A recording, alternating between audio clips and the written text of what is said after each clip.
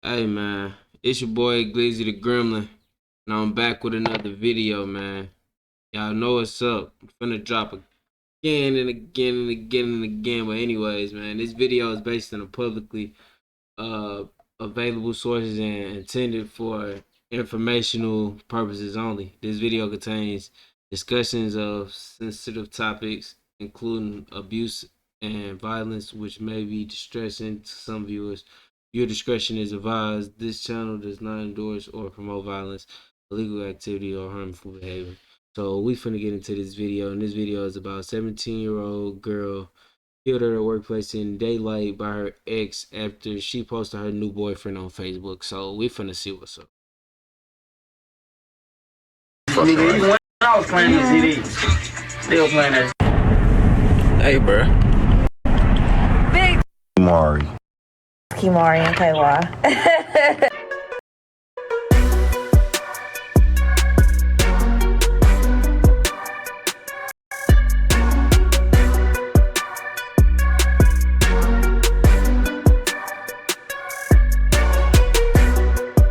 According to her family, this is one of the people hit by the gunshots. 17-year-old Kamari Marie Childress from Cape Girardeau, but police have yet to release names of either victim.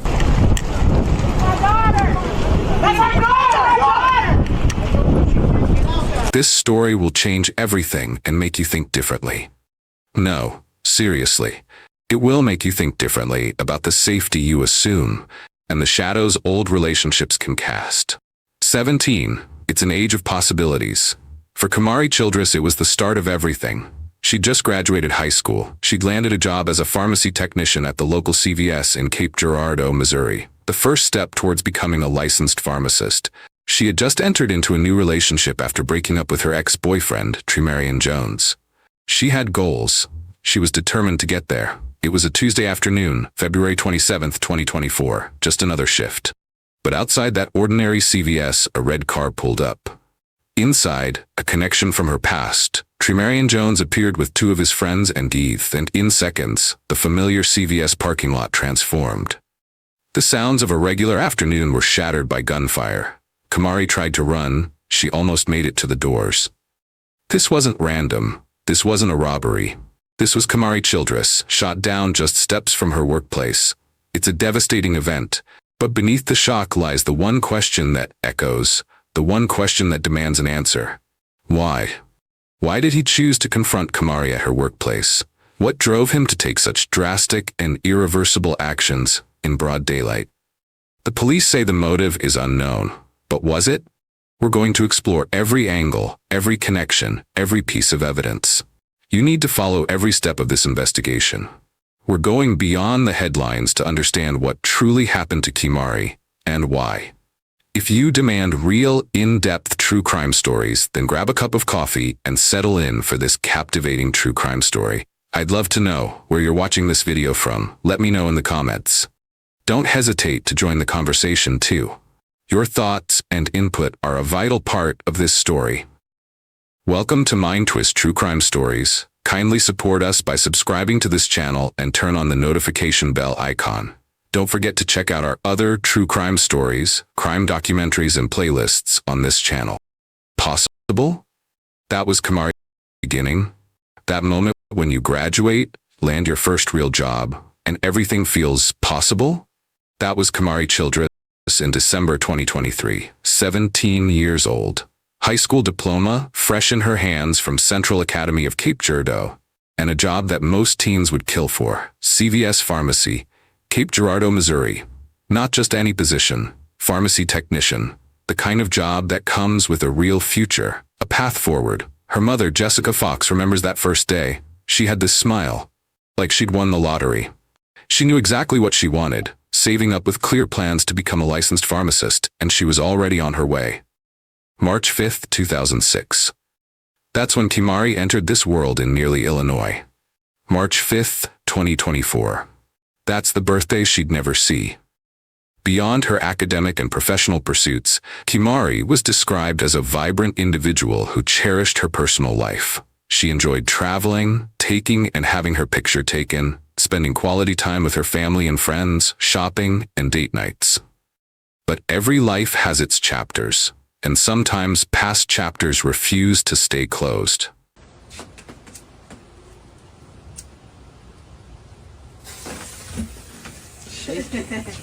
Shaky, man. I'm scared.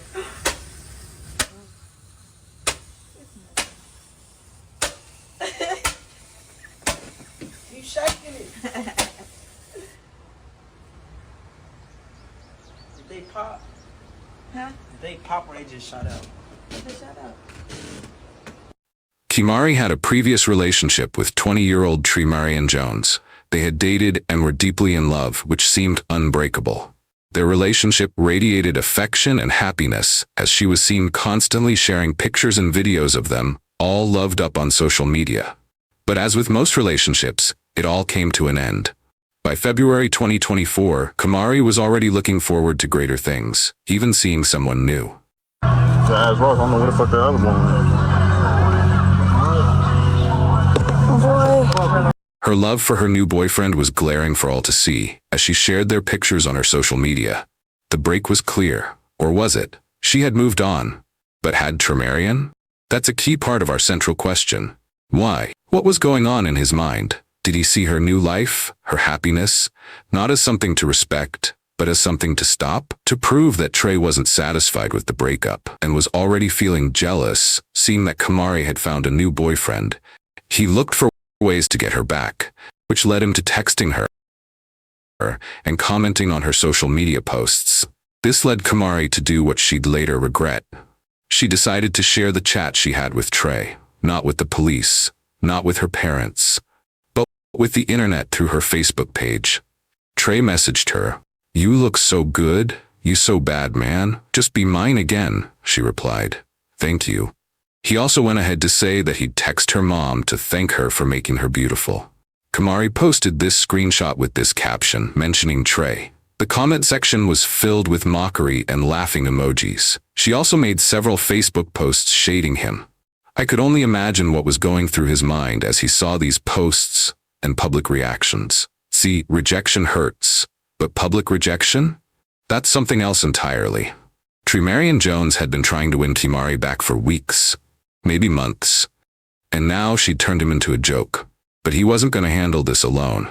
Because on February 27th, 2024, Tremarian Jones didn't come to CVS alone. He brought two friends, and one of them would make a mistake that would crack this case wide open. A mistake so stupid, so unbelievable, that even veteran detectives couldn't believe it happened. The red car stops near the CVS entrance. Tremarian Jones is out of the passenger side. He isn't alone. Others are with him. He sees Kimari's car. She's trying to leave after clocking out at about 3 p.m. Trey boxed her in. What happened in those moments? Was it a shouted argument, a cold, calculated ambush? The exact interaction they had is unclear. But the pharmacy's surveillance cameras were rolling, and they captured what came next, without emotion, without bias. Jones raises a weapon. He fires directly into her car. She throws open her door, scrambling out, running, sprinting towards the safety of the pharmacy doors. Just feet away.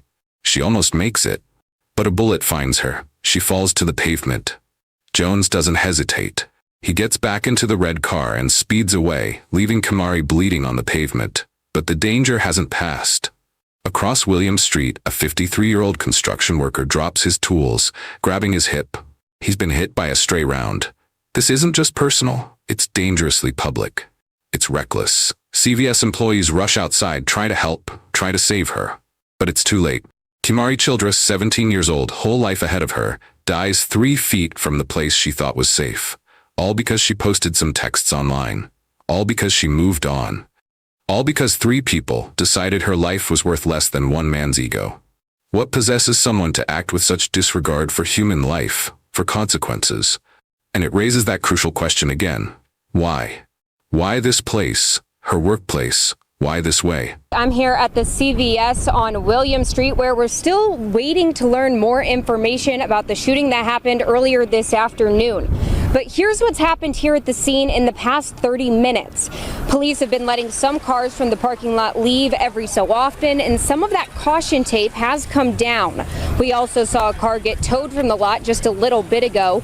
We don't have many new details as of now, but again, here's what we do know. 2 victims have been taken to the hospital. Still no word on their conditions. There's still no suspect, and William Street is still not open to traffic from about Hardee's to Kings Highway. Like I said earlier, anyone with information is asked to contact the Cape Girardeau Police Department, and we'll continue to bring you updates as we learn more. Police arrived quickly, securing the area. Yellow tape goes up. As officers begin processing the scene, they find something on the ground near Kamari. A cell phone. Standard procedure, they placed an evidence marker close to it. But then, watch this. 10 minutes after the shooting, with officers all around, the cameras capture something extraordinary. A figure walks back towards the scene, dips under the police tape, quickly picks up that phone, and walks away. Who dares to walk back into an active homicide investigation? And more importantly, what information was on that phone that was worth such a risk? Who dared to walk back into an active crime scene? Police didn't have to search far. Using the surveillance footage, they quickly identified the woman as 21-year-old Unique Kane. And her connection was immediate. She was in the red car when it pulled up to the CVS. When officers brought her in, she admitted it. The phone belonged to her, and she had returned to get it. But why take such a risk? What was she trying to hide? Retrieving her phone was her priority, even with Kamari lying just feet away. And consider this, Unique Kane wasn't just a passenger. She was already on probation for burglary and assault. Getting involved in this meant throwing away her freedom. One of the people charged in connection with that deadly shooting of Kamari Childress outside the CVS pharmacy in Cape Girardeau will be sentenced later this month. Unique Kane is scheduled to be sentenced Monday, June 24th. Last month, Kane withdrew her not guilty plea and pleaded guilty to a charge of tampering with evidence. Prosecutors say that she returned to the scene of the killing to retrieve a cell phone while police were still investigating. What made that phone so important?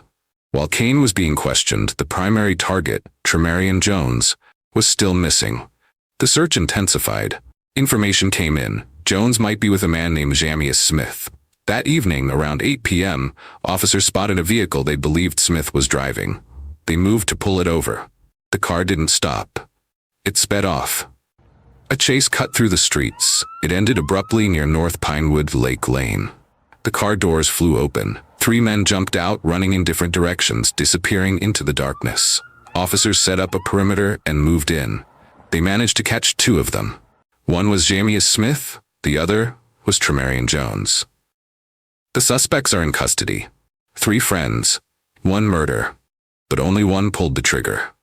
But as you'll soon see, arrests are just the beginning, not the end. The why remains. If you're finding this deep look into the Kamari Childress case compelling and you want to support our mission to bring these important stories out here, kindly hit that like button right now. It makes a huge difference and establishes the fact that these narratives matter. So now, the pieces are on the board. Charged with first-degree murder. Unique Kane, charged with tampering with evidence. Jamius Smith, charged with hindering prosecution and resisting arrest. 3 people, all linked to that single violent moment in the CVS parking lot. But with the who and the how starting to form, the central Crazy, boy. question only grows louder, hanging over everything. It's the question authority. These niggas out here crashing out, man. Hey, if y'all fucking with this video so far, I need everybody to like, comment, subscribe, put something on here. Hey, you could comment A on here, you can comment B on here. Whatever. However you want to do it, just comment on there. Authorities haven't officially answered. It's the question Kamari's family lives with every day. What was the real motive? Why did Tremarian Jones allegedly pull that trigger at her workplace? How does a community heal when its children are killing each other over social media posts? Accused of killing Childress appeared before a judge today. According to online court records, Tremarian Jones filled out an application for a public defender during a status hearing today. Jones pleaded not guilty to multiple felonies, including first-degree murder. The judge continued his case to next Thursday to give the public defender's office more time to review his application. Last month, the attorney for Tremarian Jones asked for a change of venue, citing media coverage and social media posts. That request was denied. Jones has pleaded not guilty to the charges against him. The news of Kamari's death hit Cape Girardeau hard. A young life, taken so publicly, so violently. How could this happen here? On March 5th, what should have been Kamari's 18th birthday celebration became a memorial gathering. At Cape County Park South, dozens gathered. They released yellow and black balloons that drifted into the sky, each one a silent message of remembrance. Her mother, Jessica, spoke through tears, asking people to remember Kamari as she was. Sweet, caring, beautiful inside and out. A childhood friend sharing memories said, "Every time I saw her, she had this crazy big smile and a big laugh. We had grown into young ladies together." These aren't just memories. They are echoes of a life brimming with potential, now silenced. The loss wasn't just private, it was a wound felt across the city. We followed the attack, the chase, the arrests. We felt the grief. But what comes next? What does justice look like when a life like Kamari's is taken? Is it a guilty verdict? A long prison sentence? Can any court decision truly balance the scales? The court system moves at its own pace. Tremarian Jones has pleaded not guilty to first-degree murder and the other charges. Yonique Kane, perhaps seeing the weight against her, pleaded guilty to tampering and received a 15-year sentence. Her past probation revoked, adding years to her time. Jamius Smith, charged with hindering and resisting, waits. His case is still progressing. But for the main charge, for Kamari's murder, the wait is long. Jones's jury trial isn't scheduled until the week of September 22nd, 2025. Think about that. Nearly 2 years after Kamari's death. For her family, every day is a step on that long, difficult road, waiting for a legal conclusion. For the community, it's a constant, heavy reminder. And through it all, the motive. That central question, why? Was it possessiveness over a past relationship? Was it a confrontation that escalated beyond control? Remember we mentioned Kamari had moved on? Think back to that. How crucial could that single fact be? Officially, law enforcement remains silent on a specific motive. The full explanation, the complete truth, remains elusive, waiting for a courtroom revelation, or perhaps it will never be fully known. But perhaps the most crucial lesson is this story. Cherish the time you have. Pursue your goals with the same passion Kamari showed. And critically, recognize the warning signs when relationships become controlling or dangerous. We must learn to seek help, and just as importantly, offer help and support when we see someone in need. No one should face that kind of danger alone. What are your thoughts on this tragic case? Share your perspective in the comments below. Let's have a respectful discussion. Hey man, let me know what y'all think about this video. I need everybody to like, comment, subscribe, hit that notification bell if y'all like or didn't like what y'all seen, because y'all probably didn't like. But let me know if y'all like content like this or whatever, if I should cover anything or everything, you know, and what I should cover in the comments. Let me know something. Hey, it's your boy Glizzy the Gremlin. Y'all know your boy out.